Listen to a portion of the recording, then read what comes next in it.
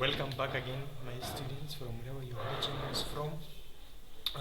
Last time we were looking at meiosis 1, the stages of meiosis 1. We have looked at mitosis, cell division, and yesterday we started at meiosis, and we said meiosis, it goes to meiotic division. You have the second and the first.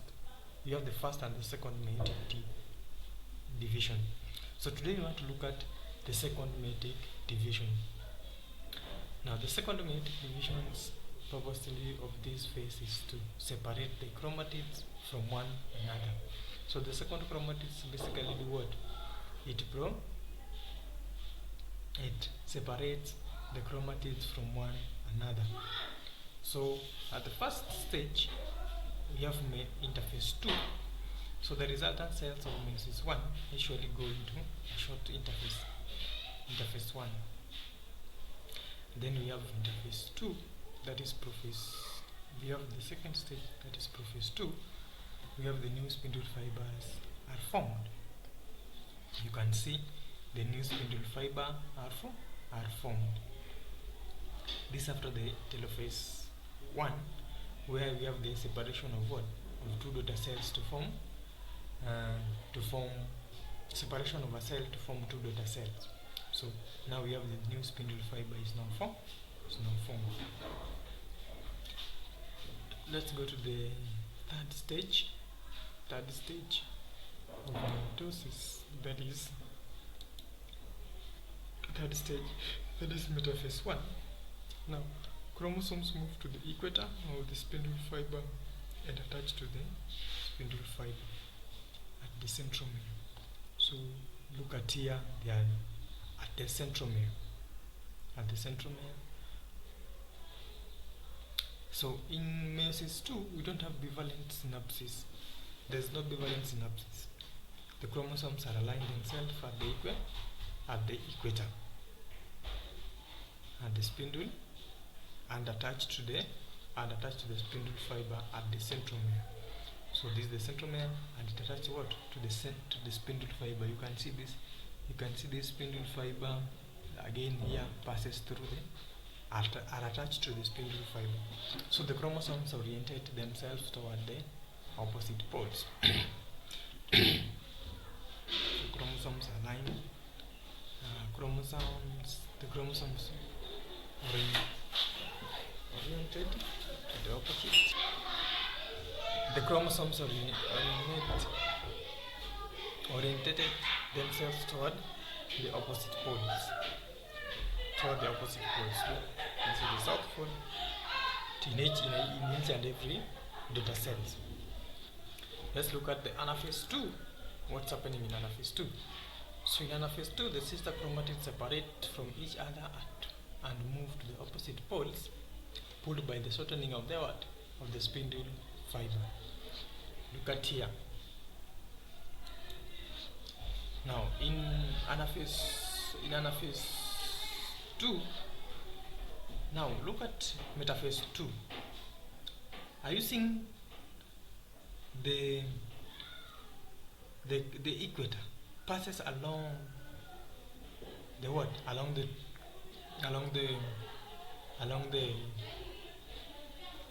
centromere.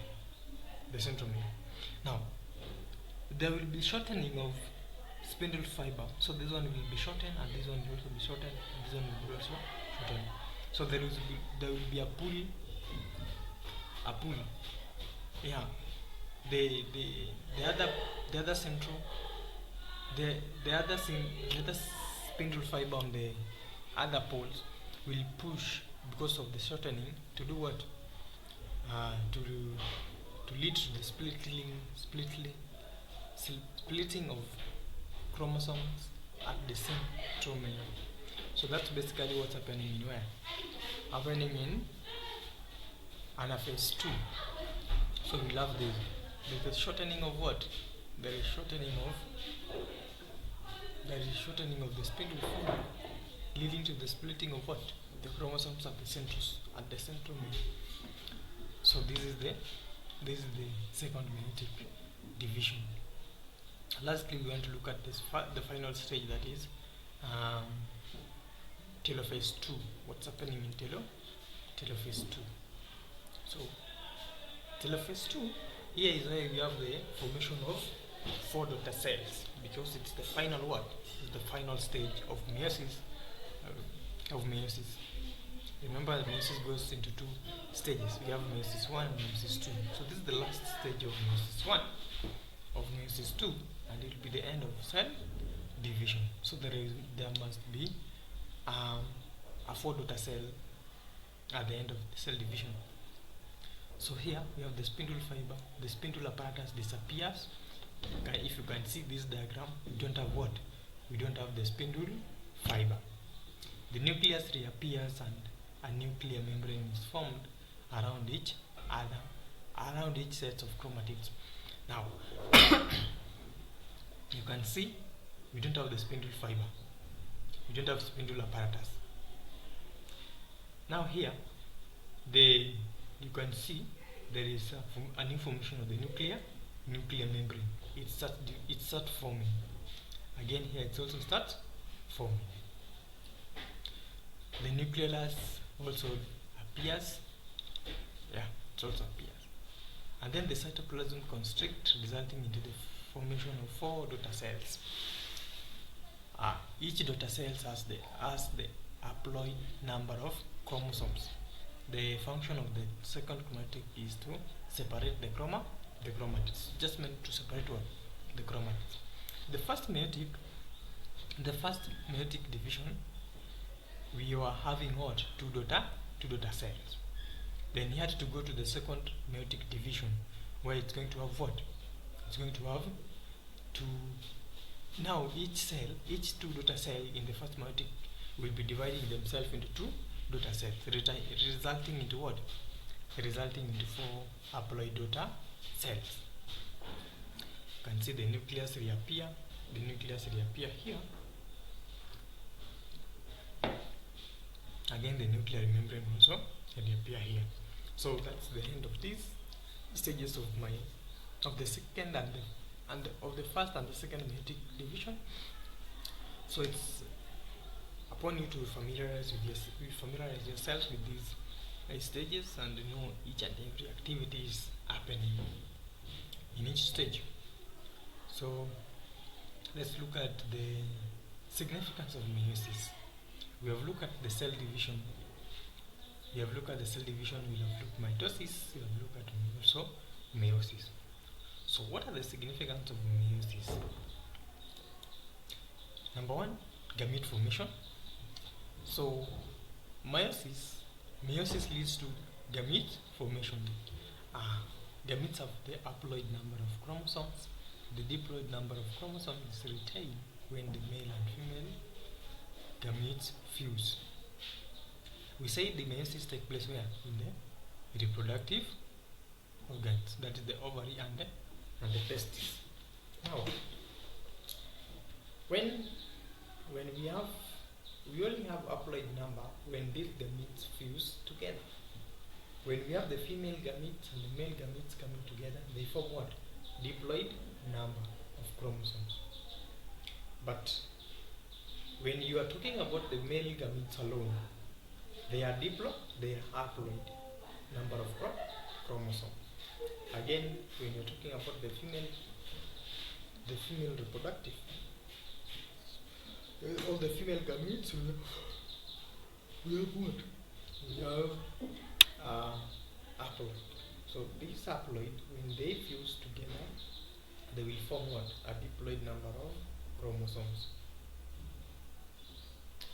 Now the second significance is the source of variation in individuals of the same species. The source of variation in individuals of the same species. Genetic variation is brought about by the combination of genes. So gamete formation and the source of variation in individuals of the same species. So when there is an exchange of gametes, it leads to what? It leads to genetic variation due to combination of new genes. A male produces a new gene. A female also produces a new genes. Now there will be what? Genetic variation. Similarity between meiosis and mitosis and meiosis. So both take place in plants and animals cells. Both take place in plant and animal cells. Take place in animal cells. So we have mitosis in animals and plants. Also we have meiosis in plants and animals.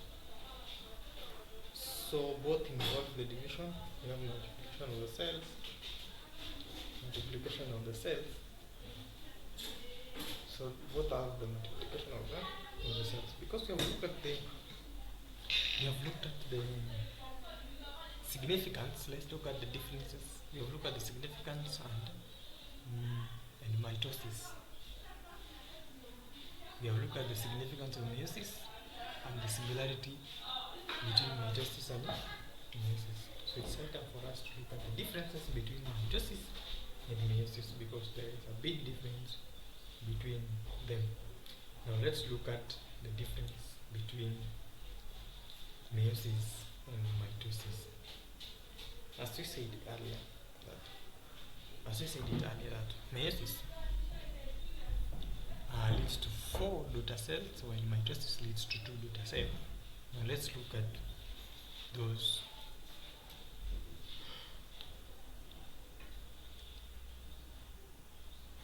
differences. So number 1, we will be looking at meiosis. We will be forming a table like this. So here we have meiosis, on the other side we have mitosis.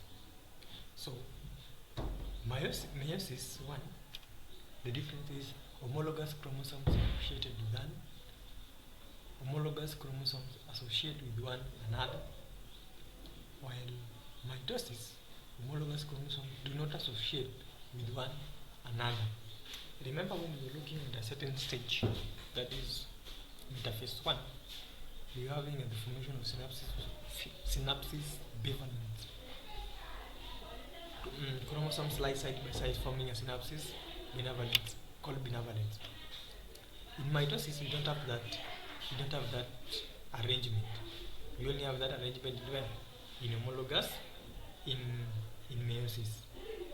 There where we form what? The bivalent structure connected at the chiasm. So there is no association of chromosomes in mitosis, and in meiosis there is such association. Again, we were talking about it takes place in 2 nuclear divisions, phase 2, each having 4 stages. No, not 4 stages. It takes place in the 1 nuclear divisions, having 4 stages. Do you have 4 stages? You have 5 stages. You have interphase, metaphase. You have interphase, prophase, metaphase, anaphase. Then you have what? Telophase. So it takes place 5 stages.